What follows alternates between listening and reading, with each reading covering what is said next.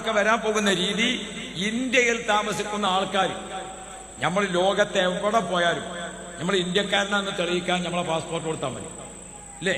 ഇന്ത്യക്കാരനാണെന്ന് തെളിയാത്തത് അത് കൊടുത്താൽ ഒരു സ്ഥലമല്ല. എവിടെ മാത്രമേ പറ്റാത്തുള്ളൂ?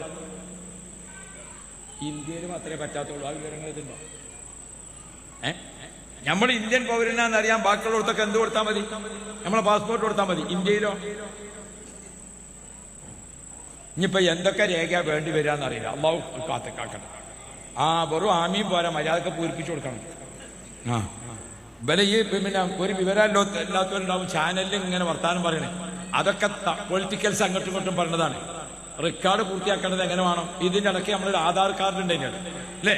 കുറച്ചോനെ ആധാർ കാർഡിന് നമ്മളെ മേമാലിയൊക്കെ പോയി വയസ്സുകാലത്ത് അയാളെ താങ്ങി കൊണ്ടുപോയി അവിടെ ചെന്ന് ഉദ്യോഗസ്ഥന്മാരുടെ മുമ്പിൽ തള്ളാൻ പേരിൽ ഒപ്പുവെച്ചു. അപ്പൊ പറഞ്ഞു മറ്റേ പേരിലും വേണം. ഇപ്പൊ മറ്റേ പേരിലും വേണം. 5 പേരിലും ഒപ്പിട്ടു. അപ്പൊ പറഞ്ഞു മറ്റേ കയ്യും വേണം.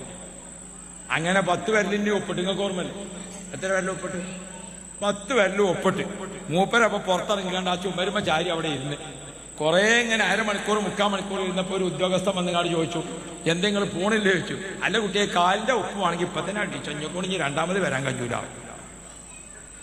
അങ്ങനെ ഒപ്പിട്ടുകൊണ്ടാണ് ആധാർ കാർഡ് കിട്ടിയത്. ഇപ്പൊ നോക്കുമ്പോ ആവും പറ്റൂല. ആ ആധാർ കാർഡ് നമ്മൾ ഏത് വെച്ച് ലൈസൻസ് വെച്ച് ലിങ്ക് ചെയ്ത് അല്ലേ? ആധാർ കാർഡ് ഏത് വെച്ച് ലിങ്ക് ചെയ്ത്? ലൈസൻസ് വെച്ച് ലിങ്ക് ചെയ്ത്, റേഷൻ കാർഡ് വെച്ച് ലിങ്ക് ചെയ്ത്, പാൻ കാർഡ് വെച്ച് ലിങ്ക് ചെയ്ത്, എല്ലാം ലിങ്ക് ചെയ്തിട്ടുണ്ട്. ഇവിടെയാണ് മുസ്ലിങ്ങളൊന്നും ഉണരണം. നമ്മൾ കുറ്റവും കുറവും പറഞ്ഞുകൊണ്ട് നിന്നാൻ പറ്റൂല. ഇതൊരു ജനാധിപത്യ രാജ്യ.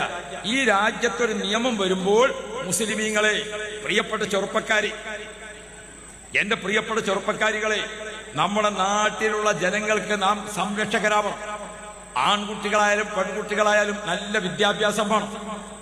ആ വിദ്യാഭ്യാസമുള്ള കുട്ടികളൊക്കെ യോജിച്ചുകൊണ്ട് നമ്മുടെ നാടിന്റെ പരിധിക്കുള്ളിൽ അള്ളാഹു റബ്ബി അടുത്ത ഒരു 10 വർഷം എന്ന് വെച്ചോളൂ നിങ്ങൾ, അടുത്ത ഒരു 10 വർഷം കൊണ്ട് നമ്മുടെ നാട്ടിൽ നമ്മുടെ നാട്ടുകാർക്ക് ഉപകാരപ്പെടുന്ന 10 ഡോക്ടർമാർ നമ്മുടെ നാട്ടിലുണ്ടാവണം.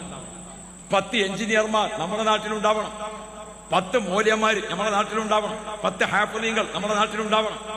10 കാർഷിക രംഗത്ത് വിവരമുള്ളവർ നമ്മുടെ നാട്ടിലുണ്ടാവണം.